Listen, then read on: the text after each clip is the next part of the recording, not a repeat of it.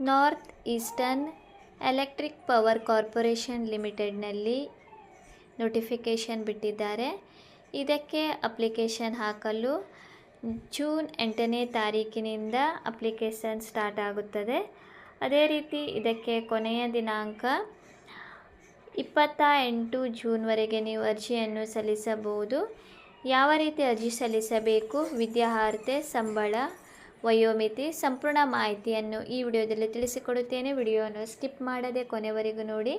ಯಾರೆಲ್ಲ ನನ್ನ ಚಾನಲ್ ಹೊಸದಾಗಿ ನೋಡುವರು ಪ್ಲೀಸ್ ಸಬ್ಸ್ಕ್ರೈಬ್ ಮಾಡಿ ಮತ್ತು ಪಕ್ಕದಲ್ಲಿರೋ ಬೆಲ್ಲೈಕನ್ನನ್ನು ಕ್ಲಿಕ್ ಮಾಡಿ.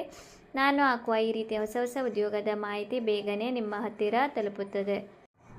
ಇಲಾಖೆ ಹೆಸರು north eastern electric power corporation limited NEEPOC ನಲ್ಲಿ ನೇಮಕಾತಿ ನಡೆಯಲಿದ್ದು ಒಟ್ಟು ಇಲ್ಲಿ 24 ಹುದ್ದೆ ಖಾಲಿ ಇದೆ. ಹುದ್ದೆಗಳ ಹೆಸರು ಎಕ್ಸಿಕ್ಯೂಟಿವ್ ಟ್ರೇನಿ ಹುದ್ದೆಗಳಾಗಿದ್ದು ಉದ್ಯೋಗದ ಸ್ಥಳ ಭಾರತಾದ್ಯಂತ ಇರುತ್ತದೆ. ಆಸಕ್ತ ಮತ್ತು ಅರ್ಹ ಅಭ್ಯರ್ಥಿಗಳು ಅರ್ಜಿಯನ್ನು ಆನ್ಲೈನ್ ಮೂಲಕ ಸಲ್ಲಿಸಬೇಕು.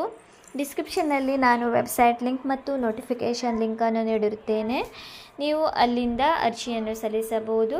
ಹುದ್ದೆಗಳ ವಿವರ ನೋಡುವುದಾದರೆ ಎಕ್ಸಿಕ್ಯೂಟಿವ್ ಟ್ರೇನಿ ಎಲೆಕ್ಟ್ರಿಕಲ್ ಮೆಕ್ಯಾನಿಕಲ್ 16 ಹುದ್ದೆ ಖಾಲಿ ಇದ್ದು, ಟ್ರೇನಿ ಹಣಕಾಸು 6 ಹುದ್ದೆ ಮತ್ತು ಟ್ರೇನಿ ಎಕ್ಸಿಕ್ಯೂಟಿವ್ ಟ್ರೇನಿ ಮಾನವ ಸಂಪನ್ಮೂಲ 2 ಹುದ್ದೆ ಇಲ್ಲಿ ಖಾಲಿ ಇದೆ. ಸಂಬಳದ ವಿವರ ಆಯ್ಕೆಯಾದ ಅಭ್ಯರ್ಥಿಗಳಿಗೆ 50,000ದಿಂದ 1,60,000 ರೂಪಾಯಿವರೆಗೂ ಸಂಬಳ ನೀಡಲಾಗುವುದು. ವಯೋಮಿತಿ ಅಭ್ಯರ್ಥಿಗೆ ಮೇ 1, 2024ರಂತೆ ಕನಿಷ್ಠ 18 ವರ್ಷ ಮತ್ತು ಗರಿಷ್ಠ 30 ವರ್ಷಗಳು ಹೊಂದಿರಬೇಕು. ವಯೋಮಿತಿ ಸಡಿಲಿಕೆ ಕೂಡ ನೀಡಲಾಗುವುದು. SC/ST ಅವರಿಗೆ 5 ವರ್ಷ,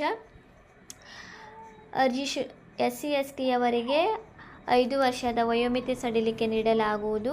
ಅರ್ಜಿ ಶುಲ್ಕ ನೋಡುವುದಾದರೆ SC/ST, ESM, ಮಹಿಳಾ ಮತ್ತು PWBD ಅಭ್ಯರ್ಥಿಗಳಿಗೆ ಯಾವುದೇ ರೀತಿಯ ಅರ್ಜಿ ಶುಲ್ಕ ಇರುವುದಿಲ್ಲ.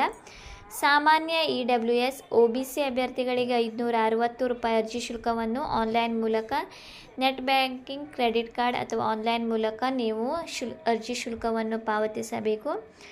ಶೈಕ್ಷಣಿಕ ಅರ್ಹತೆ ನೋಡುವುದಾದರೆ ಇದಕ್ಕೆ ಎಲೆಕ್ಟ್ರಿಕಲ್ ಮೆಕ್ಯಾನಿಕಲ್ ಇದಕ್ಕೆ ಪದವಿ ಆಗಿರಬೇಕು. ಅದರ ಜೊತೆ BSc. ಎಕ್ಸಿಕ್ಯೂಟಿವ್ ಟ್ರೇನಿ ಹಣಕಾಸು ಇದಕ್ಕೆ CA ಅಥವಾ CMA ಆಗಿರಬೇಕು. ಎಕ್ಸಿಕ್ಯೂಟಿವ್ ಟ್ರೇನಿ ಮಾನವ ಸಂಪನ್ಮೂಲ ಇದಕ್ಕೆ ಪದವಿ, ಅದರ ಜೊತೆ ಸ್ನಾತಕೋತ್ತರ ಪದವಿ ಅಥವಾ MBA ಆಗಿರಬೇಕು. ಆಯ್ಕೆ ವಿಧಾನ ಗೇಟ್ 2024ರ ಅಂಕಗಳ ಆಧಾರದ ಮೇಲೆ ಅದರ ಜೊತೆ ಸಂದರ್ಶನದ ಮೂಲಕ ಅಭ್ಯರ್ಥಿಗಳನ್ನು ಆಯ್ಕೆ ಮಾಡಲಾಗುವುದು. ಅರ್ಜಿ ಸಲ್ಲಿಸಲು ಪ್ರಾರಂಭದ ದಿನಾಂಕ ಜೂನ್ 8ರಿಂದ 28 ಜೂನ್ವರೆಗೆ ನೀವು ಅರ್ಜಿಯನ್ನು ಸಲ್ಲಿಸಬಹುದು. ಏನಾದರೂ ಡೌಟ್ ಇದ್ದರೆ ನೀವು ಕಮೆಂಟ್ ಸೆಕ್ಷನ್ನಲ್ಲಿ ಕೇಳಬಹುದು. ಅದೇ ರೀತಿ ಹೆಚ್ಚಿನ ಮಾಹಿತಿಗಾಗಿ ಡಿಸ್ಕ್ರಿಪ್ಷನ್ನಲ್ಲಿ ಲಿಂಕ್ ನೀಡಲಾಗಿದೆ, ನೀವು ಅಲ್ಲಿಂದ ಹೆಚ್ಚಿನ ಮಾಹಿತಿಯನ್ನು ಪಡೆಯಬಹುದು.